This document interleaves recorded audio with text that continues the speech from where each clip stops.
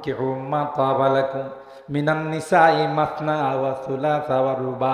যুবক রে, তোমার গায়ে যদি শক্তি থাকে, স্ত্রীদের হক যদি ঠিক মতো আদায় করতে পারো, তাইলে তুমি 4 জন বিবাহ করতে পারবা। আল্লাহর হস্তে বাড়িতে যায় এই আন্তেজাম করেন না আবার।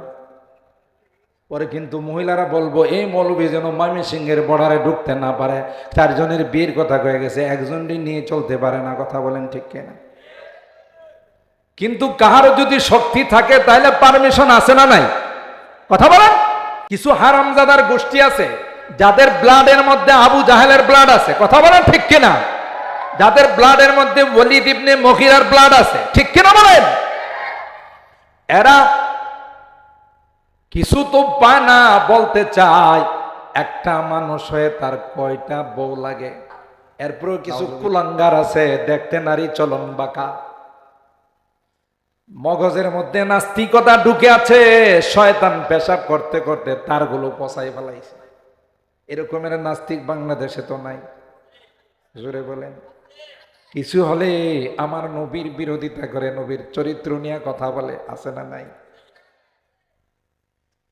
এদের ব্লাডের মধ্যে আবু জাহেলের ব্লাড। কথা কয় না। আরেকটা কথা আপনাদের বলি দিই, যারা নবীর চরিত্র নিয়ে কথা বলে, নবীকে নিয়ে যারা কটূক্তি করে, কটাক্ষ করে, আমার কথাটা লিখে রাখেন, তদন্ত করলে দেখা যাবে এদের জন্মের কোথাও না কোথাও লিক আছে। জন্মের লিক না থাকলে পয়গম্বরের বিরুদ্ধে কথা বলতে পারে না। আর এটা আমার আপনার কথা নয়, এটা স্বয়ং আল্লাহ বলে দিয়েছেন। আমার হাবিবের যারা বিরোধিতা করে, আমার হাবিবের চরিত্র নিয়ে যা কথা বলে, আল্লাহ ডাক দিয়ে কয় এরা হলো আস্থা হারামজাদা।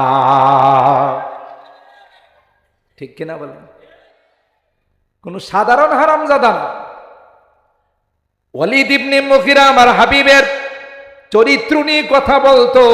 সূরাতুল কালামের মধ্যে আল্লাহ বলেন, ওয়ালা তুতি কুল্লা হাল্লাফিম মাহিন হাম্মাজিম মাশাইম বিনামিম মান্নাইল লিল খায়রি মুতাদিন আতিম উতুল্লিম বা'দা যালিকা জানিম। এর যত খারাপ চরিত্র আছে আল্লাহ বয়ান করা কয়, নবী আমার মন খারাপ কইরেন না, এর জন্মের মধ্যে বড় রকমের লিক আছে। ওলামায়ে কেরাম জানেন জানিম মানে হলো হারামজাদা। জানিম মানে কি? আল্লাহ বলেন উতুল্লিম বা'দা যালিকা জানিম, আস্থা একটা হারামজাদা। এতে উসুল হয়ে গেল, কানুন হয়ে গেল, কিয়ামত পর্যন্ত নবীর চরিত্র নিয়ে যারা কথা বলবে এরা হারামজাদা সারা হালাল জাদা নয়। ঠিক। কিছু হারামজাদার গোষ্ঠী আছে যাদের ব্লাডের মধ্যে আবু জাহেলের ব্লাড আছে। কথা বলেন ঠিক কিনা? যাদের ব্লাডের মধ্যে ওয়ালিদ ইবনে মুগীরার ব্লাড আছে। ঠিক কিনা বলেন? এরা কিছু তো পায় না, বলতে চায় একটা মানুষ হয়ে তার কয়টা বউ লাগে। নাউজুবিল্লাহ। কালকে কয় নবীর 9 জন বউ ছিল। কয়জন? আম্মা জানদের সংখ্যা 9 জন ছিল একসঙ্গে। টোটাল আম্মা জানদের সংখ্যা ছিল 11 জন। কতজন? এটাতেই নাস্তিকের বাচ্চারা সুযোগ পাইছে, একটা মানুষের কি 11 বউ লাগে। বুঝা গেল তিনি নারী লোভী ছিলেন। আরো আসতে নাউজুবিল্লাহ কম। এই 11 জন আম্মা জানদেরকে দিয়া তারা নারী লোভী প্রমাণ করতে চাচ্ছে আমার নবীকে।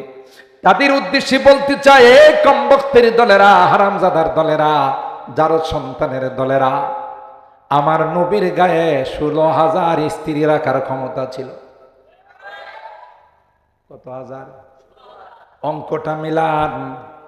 যদি জান্নাতি 40 জন যুবকের শক্তি থাকে, এক একজন যুবকের, জান্নাতি যুবকের গায়ে দুনিয়ার 100 যুবকের শক্তি ছিল, তাহলে টোটাল হিসাব করলে দুনিয়ার কয় হাজার যুবক?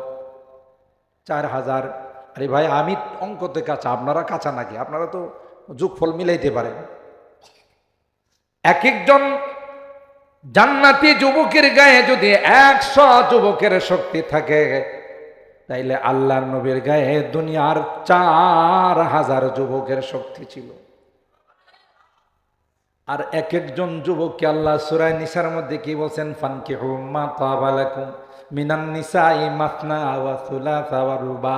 যুবক রে, তোমার গায়ে যদি শক্তি থাকে, স্ত্রীদের হক যদি ঠিক মতো আদায় করতে পারো, তাইলে তুমি 4 জন বিবাহ করতে পারবা।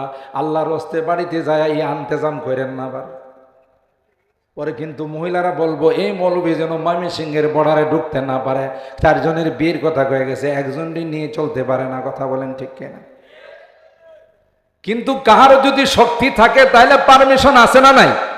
কথা বলেন, কে দিছে? ফানকিহু মা তাবা লাকুম মিনান নিসাই মাসনা ওয়া সুলাসা ওয়া রুবা। সেই হিসাবে আল্লাহর নবী 16,000 স্ত্রী রাখার ক্ষমতা। তাইলে 11 জন বা 9 জন বেশি হলো না কম? যে মানুষটা 16,000 স্ত্রী রাখার ক্ষমতা আছে, ওই মানুষটাকে যদি বলা হয় 11 জন বা 9 জন রাখার কারণে নারী লোভী, তাহলে ওই আস্থা হারামজাদা ছাড়া আর কিছু হতে পারে না।